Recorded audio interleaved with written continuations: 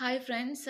என்ன பார்த்தா இங்க நெறைய பேருக்கு ஆக்சுவலி இங்கன்றத விட, இங்க எங்க ஊர்ல நெறைய பேருக்கு வந்து என்னைய எப்படி ரெகக்னைஸ் பண்றாங்கன்னா, படிக்காத ஒரு பொண்ணு, அ லூசு, ப்ளஸ் வந்துட்டு மென்டலி டிப்ரஸ்டு பெர்சன். அதுவும் இல்லாம அடுத்தபடியா என்ன சொல்றாங்கன்னா, நெறைய பேர்ட் வேர்ட்ஸ் யூஸ் பண்ணுவாங்க இல்லையா? கேர்ள்ஸ் மேல, அந்த மாதிரி ஒரு பொண்ணு அப்படின்னு அட்ரஸ் பண்றாங்க. என்ன காரணம்னா, இன்னைக்கு பெண்ணுன்னா எப்படி இருக்கணும்னா, தலையில முடியிலிருந்து கால் நுனி வரைக்கும் வந்துட்டு பெண்ணுங்கிறதுக்கு வந்து அலங்காரம் பண்ணணும்னு நெனைக்கிறாங்க. அந்த அலங்காரத்துக்கு வந்து எனக்கு நேரம் இல்லன்னு சொல்லுவேனே தவிர, எனக்கு நேரம் இல்லையா? இல்ல பணம் இல்லையா? இல்ல எனக்கு என்ன அப்படின்றத நான் உங்களுக்கு சொல்றேன். நான் வந்துட்டு இங்க வந்து 35 நாய்ங்க கிட்ட நான் வளர்த்துட்டுருக்கேன். இன்னைக்கு நான் வந்து அலங்காரம் பண்றதுக்கு கிரீம்ஸு இதெல்லாம் வாங்கணும்னா, அதுக்கு எவ்வளோ செலவாகும்னு நீங்க யூஸ் பண்ற உங்களுக்கே தெரியும்.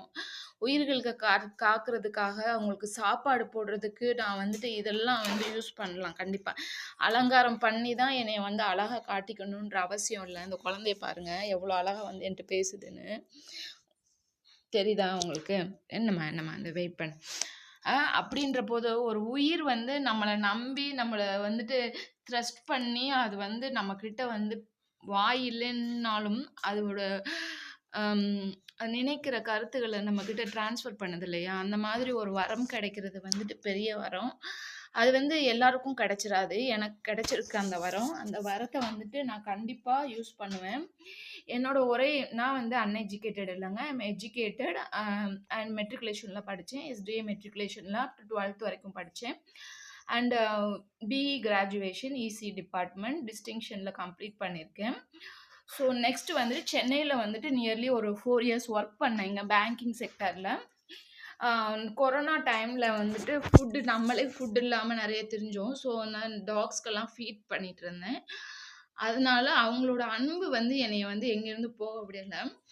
நான் ஒரு லைஃப்ல எல்லாரும் அப்ஸ்டக்கிள்ஸ் வரும் இல்லையா? நான் ஒரு ஒரு சிக்கலான ஒரு இஷ்யூல இருந்தப்ப, என் கூட அம்மா, அப்பா, அண்ணா, அக்கா யாருமே இல்ல. ஒரு அந்த டிப்ரஷன கடந்து வரதுக்கு யாருமே ஹெல்ப் பண்ணல.